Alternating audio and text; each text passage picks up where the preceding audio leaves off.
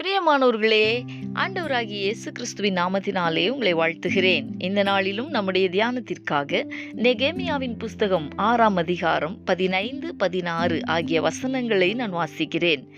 அப்படியே அலங்கமானது 52 நாளைக்குள்ளே கட்டப்பட்டு எலுல் மாதம் 25ஆம் தேதியிலே முடிந்தது. எங்கள் பகைஞர் எல்லாரும் அதை கேட்டபோதும், எங்கள் சுற்றுப்புறத்தாராகிய புறஜாதியான அனைவரும் கண்டபோதும் மிகவும் முனையற்று போய், இந்த கிரியை எங்கள் தேவனால் கைகூடி வந்ததென்று அறிந்தார்கள்.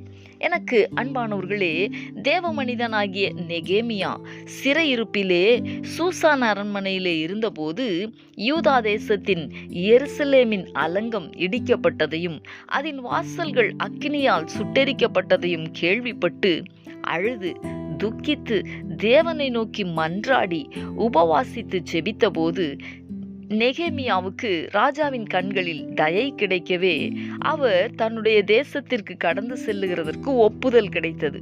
அப்படி அவர் போய் எருசலேமின் இடிக்கப்பட்ட அலங்கம் மீண்டும் கட்டுகிறதற்கு முயற்சி செய்து அதை செய்தபோது சில மனிதர்களின் நிந்தனைகள், சவால் நிறைந்த வார்த்தைகள் போன்றவை இவரை மனமடிவுக்குள்ளாக்கினாலும் கர்த்தருடைய கரம் நெகேமியாவின் மேலும் அவருடனே கூட இருந்தவர்கள் மேலும் நன்மையாக இருந்தபடியால் எதிரிகளின் திட்டங்கள் பலிக்காமல் 52 நாளைக்குள்ளதாகவே அலங்கம் கட்டி முடிக்கப்பட தடைகளை நீக்குகிற ராஜா கிருபை செய்தார்.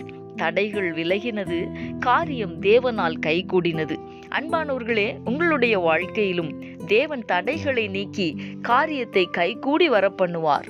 இந்த கர்த்தருடைய வார்த்தைகளை விசுவாசித்து நாம் ஜெபிக்கலாமா? எங்களை நேசிக்கிற எங்கள் அன்பின் பரலோக தகப்பனே, ஆசீர்வாதமான இந்த நாளுக்காக உமக்கு நாங்கள் நன்றி செலுத்துகிறோம். இந்த நாளிலும் நெகேமியாவோடு கூட தேவனுடைய தயவுள்ள கரம் நன்மையாக இருந்தபடியினாலே ஆண்டவரே, தேவன் அவருடைய காரியத்தை வாய்க்க பண்ணினீர் என்பதையும், எதிரிகள் இந்த காரியம் தேவனால் கைகூடி வந்தது என்பதையும் அறிந்தது போலவே தகப்பனே, உம்முடைய பிள்ளைகளுடைய வாழ்க்கையிலே எதிரிடையாய் நிற்கிற எல்லா மாம்சீக வல்லமைகளும் கர்த்தருடைய கரம் உம்முடைய பிள்ளைகளோடு கூட இருக்கிறது என்பதை அறிக்கை செய்யும்படிக்கு, தேவனாலே காரியம் கைகூடி வந்தது என்பதை அறிக்கை செய்யும்படிக்கு கர்த்தர் கிரியை நடப்பிக்க நாங்கள் ஜெபிக்கிறோம். நீர் அப்படி செய்ய போகிறதற்காக உமக்கு ஸ்தோத்திரம். இயேசு கிறிஸ்துவின் நாமத்தில் வேண்டிக் கொள்ளுகிறேன் நல்ல பிதாவே. ஆமேன், ஆமேன்.